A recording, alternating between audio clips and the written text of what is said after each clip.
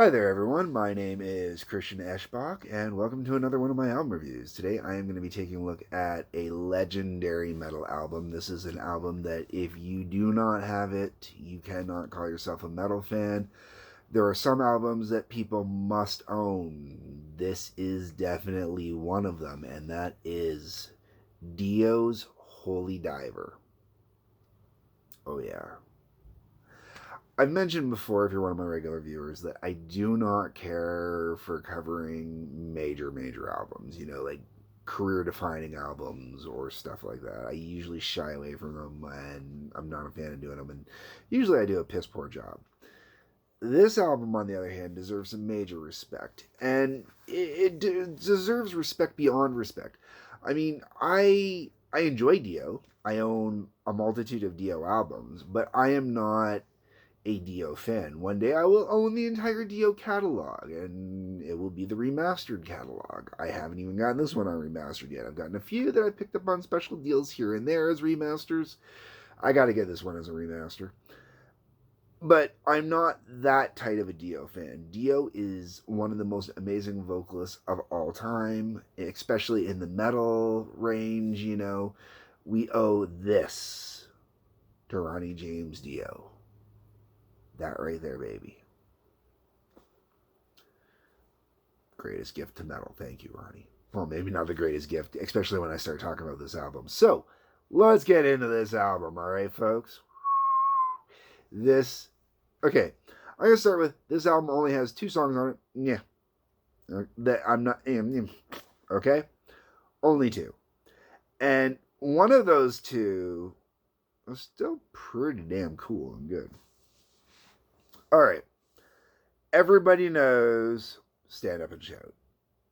You gotta know it. And that's the song that kicks off this album. And I mean, Stand Up and Shout!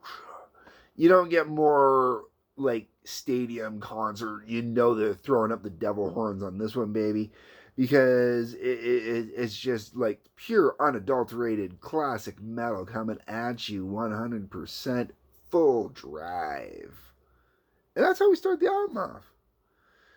And the one thing I love about Stand Up and Shout is this is a lot of true guitar riff rock, like really getting hard and heavy. Yeah, sure, there's keyboards in there a little bit, but this is some heavy ass metal, okay? And the reason I mention the keyboard specifically is getting into Holy Diver. Next track, that legendary do do do do do do do do. Okay, come on, Holy Diver. I mean, just so dark and now, the reason why I say I'm not a huge Dio fan is specifically because of how keyboard heavy Dio was. I enjoy keyboards. I like playing keyboards. I've played organ a little bit. Not my organ, but a organ. Oh, jokes. Um, Holy Diver, though, it's one of those songs where you have to respect the keyboard. You gotta really, truly respect the works that they do on it. But I've heard it done later on and covered with a guitar instead. And I promise I will get to that cover album. But this is one of the most quintessential amazing metal songs. You cannot compile a list of mandatory metal and leave Holy Diver out. You can't. It's just that mandatory of a song, okay? And if you haven't heard Holy Diver yet, have you even heard of metal? Okay. Next, we get on to Gypsy. Now, I know Gypsy, cancel culture or politically correctness is driving me up the wall with the word Gypsy, okay? Drives me absolutely batshit crazy. I know there's some people that consider it derogatory or a slur or whatnot. I don't give a shit about that crap anymore. I really don't. It's not like using the N word. It's not like using any of the other major derogatory ones. Gypsy has come to take on a completely, totally different meaning all on its own. And it's so built within the regular vernacular that to try and rip it back out now is, to me, is preposterous. I know I don't like to get political about this shit, but, you know, my son's partner's name is Gypsy, and she's a great kid. Well, I shouldn't call her a kid. She's an adult. But people don't need to hear that shit when that's her name, and they didn't pick her name either. And anyways, let's get in the song Gypsy. I love the song Gypsy itself. Fun, fast, hard. In its own little way, I think it's an homage to Gypsy Queen from Tommy. Because there's a lot of wording in here that goes right down to using Gypsy Queen. Riding on the Gypsy Queen. If you ever listen to Tommy, and I don't know if this was completely meant as an homage to it, or if it was a kind of common phrase thrown around that I'm not familiar with, being as I was born so much later. But I really dig the song. I really love everything that goes on in the song, everything they talk about and whatnot. I think it really does wonders for this album, actually. I really do, because it's a great album cut. Like when they talk about going in for those deep cuts, that is a deep, deep cut, baby. Ooh. That is followed up with Caught in the Middle. Really rocking kind of song. Really gets you going, really gets you out there, really kind of got some effort to it, a little kick, a little energy, blah, blah, blah, blah, blah. Very cliche, very boring. Falls kind of flat for me. And I honestly forget that it's on this album. Just, eh. Then we get into the beautiful and magical Don't Talk to Strangers. Ooh. This is a beautifully haunting kind of song, and the way that Ronnie James Dio delivers it is just magical. Now, I gotta say, when it comes to Ronnie and the vocals, his vocal style, much like Bruce Dickinson, or like Alice Cooper or Ian Anderson of Jethro Tull, it's about getting into the character, it's about performing, it's about storytelling. And Don't Talk to Strangers is a phenomenal representation of that kind of storytelling that, is haunting and takes you somewhere, while also being accompanied by spectacular music.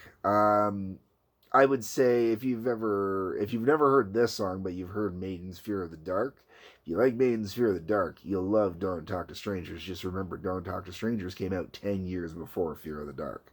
That is important. Now, Don't Talk to Strangers, it starts off nice and mellow. It gets really fast and hard towards the end, and it's really cool that way. And what's even better about it is the energy goes from there into Straight from the Heart. Or, sorry, Straight Through the Heart. You gotta know this one. This is another Dio class. Straight through the heart. Yeah. Come on, you throw up those devil horns. You just can't help but love Straight Through the Heart. And just fantastic. I don't even know what to say about it. It's just a good heavy rocker that gets you pumped up, gets you energy, gets you going, and you're having a good damn time while it's doing it. After that, we go into the second track that to me is just kind of a false flat fluffer, and that's Invisible. Now, I like what they do with Invisible. I like the way they play with Invisible. There's some really cool production elements to this song, and I like the experimentation on it. It's definitely different from a lot of other basic Dio songs. But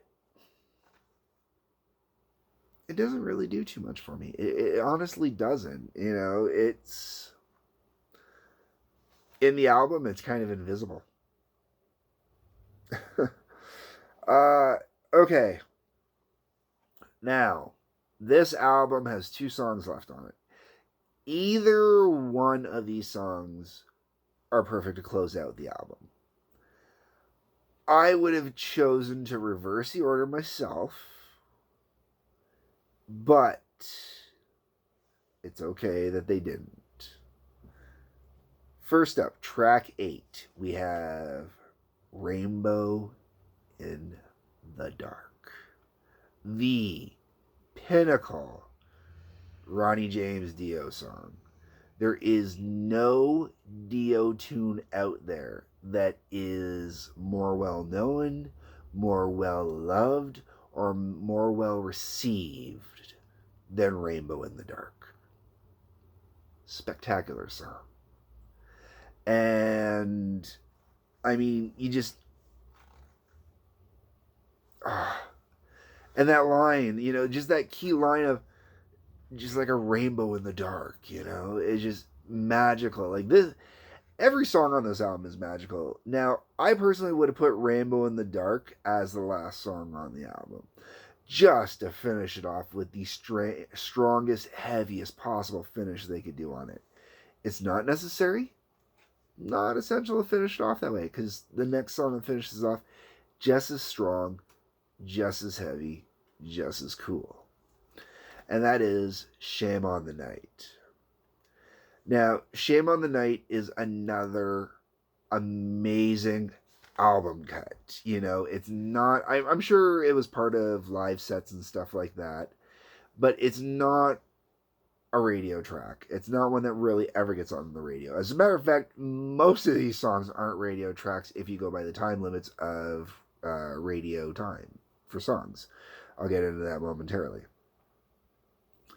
But Shame on the Night clocks in actually at the third longest song on the album at 5 minutes and 20 seconds. And that's only the third longest song.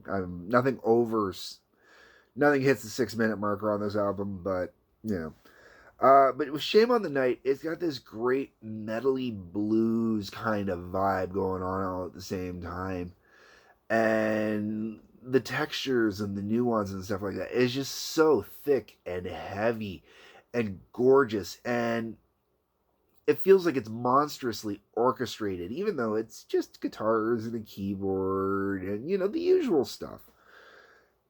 Spectacular though, absolutely spectacular with how thick and rich and full this song is. And it closes out the album absolutely perfectly. It really does. As much as I would put Rainbow in the Dark in the last spot, Shame on the Night works just as perfectly. And they're both interchangeable. Either one would have been perfect. They both finish this. This album finishes stronger, in my opinion, than it starts.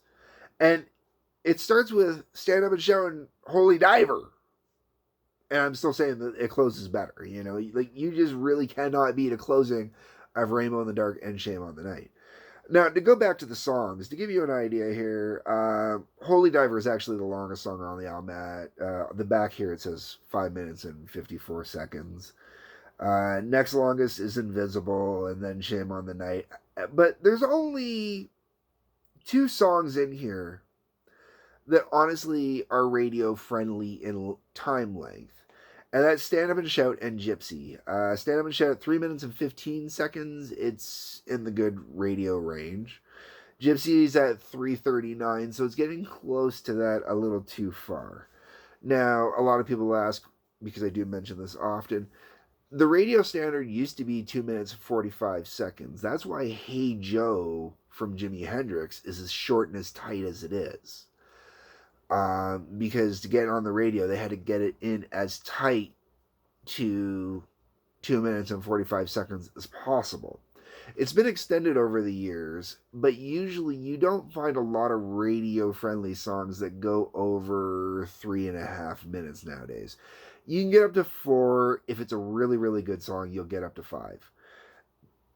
Dio always managed to get the long songs on there because Holy Diver, it takes you from beginning to end. It doesn't feel like it's a long song, at almost 6 minutes. You don't feel that way at all, because it's nonstop enjoyment with not gratuitous changes or, not stuff for people with attention deficit disorder or anything like that. And that's not a joke at people with ADD. I myself have been diagnosed with ADHD, so let's not get offended by that if you're one of those people. But Rainbow in the Dark is probably the song I have heard the most off of this, and that's still at 4 minutes and 15 seconds. So you're talking in a minute and a half past what the original standard was, and still a solid 45 seconds past what the current standard is. You know, if you listen to most pop tunes, that's why most pop tunes don't go over 3.5 minutes. But anyways, I'm rambling again. You have to own this album. If there's any Dio album to own, this is the Dio album to own. There's no other Dio album that gets even remotely close to this that is specifically Dio. We're not talking about Dio with Sabbath, Heaven and Hell. We're not talking about Rainbow. We're just talking Dio on his own. Anyways, that's my opinion. Let me know what you think in the comments.